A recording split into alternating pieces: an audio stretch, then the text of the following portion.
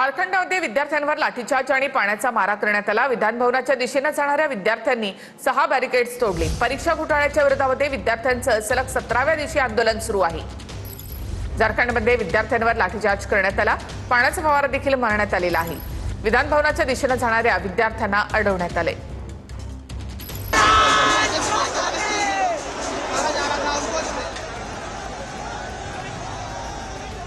परीक्षा अनियमिततेच्या विरोधामध्ये झारखंडमधल्या विद्यार्थ्यांवर लाठीचार्ज करण्यात आला। परीक्षा घोटाळ्याच्या विरोधात विद्यार्थ्यांनी झारखंडच्या विधान भवनावर मोर्चा काढला। मोर्चा अडवण्यासाठी पोलिसांनी 7 ठिकाणी बॅरिकेड्स लावले होते। यातले 6 बॅरिकेड्स विद्यार्थ्यांनी तोडली।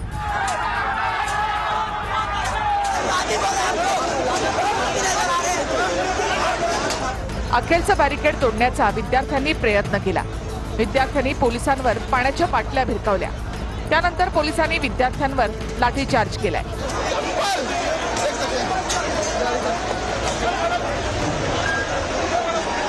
डिमांड है वो फुलफिल होगा। युवा जाग चुका है, अब हमको इंसाफ चाहिए। देखिए, हमको इंसाफ चाहिए, नौकरी चाहिए। मैं ये कह देना चाहता हूँ कि झारखंड की यूथ है वो लाठी डंडों से अब नहीं डरने वाली है। वो आप कितना भी कुछ कर लो, वो अपनी पूरी मांगे यहाँ से मनवा के जाएंगे। और मैं तो यही कह रहा हूँ कि आपने बड़े बड़े स्लोगन्स में ये लिख रखा है कि बोलना ही संगीत है, चलना ही नृत्य है।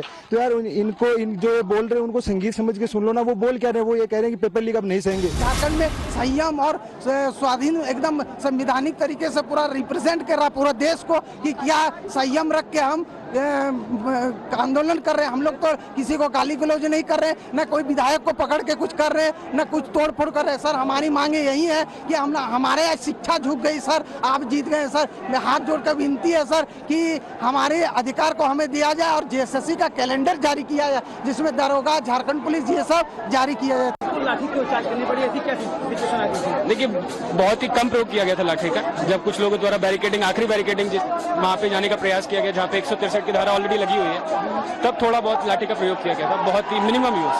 इसकी वजह से गुस्सा काफी इनके अंदर और कुछ लोग नहीं, हम कॉन्टिन्यूसली छात्रों से वार्तालाप कर रहे हैं। अभी वो शांत हो रहे हैं, उनके साथ हम कॉन्टिन्यूस एंगेज कर रहे हैं। अभी वो एडमेंट है कि विधानसभा जाएंगे? नहीं, वो छात्र एग्री हो रहे हैं हमारे साथ में कि वो लोग यहीं पे भी थोड़ी देर के लिए।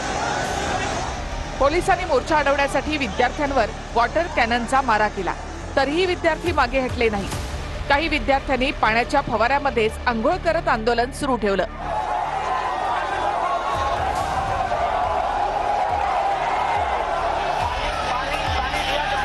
या मोर्चामध्ये विद्यार्थी नेते देवेंद्रनाथ महतो हे देखील सहभागी झाले होते।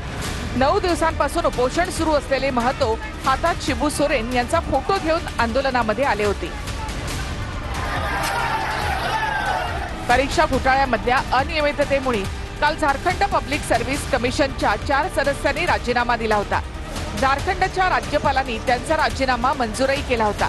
तरीही सीबीआय चौकशी, परीक्षा रद्द करणं आणि दोषींवर कारवाई करण्याच्या मागणीसाठी विद्यार्थी ठाम आहेत। जेपीएससीच्या 4 सदस्यांनी राजीनामे दिले आहेत। शिवाय हेमंत सोरेन यांच्या सरकारमध्ये सहभागी असलेल्या काँग्रेसचा देखील विद्यार्थी आंदोलनाला पाठिंबा दिलाय। राहुल गांधी यांनी सुद्धा विद्यार्थ्यांशी फोनवरून संवाद साधला। त्यामुळे हेमंत सोरेन सरकारवरचा दबाव वाढत चाललाय।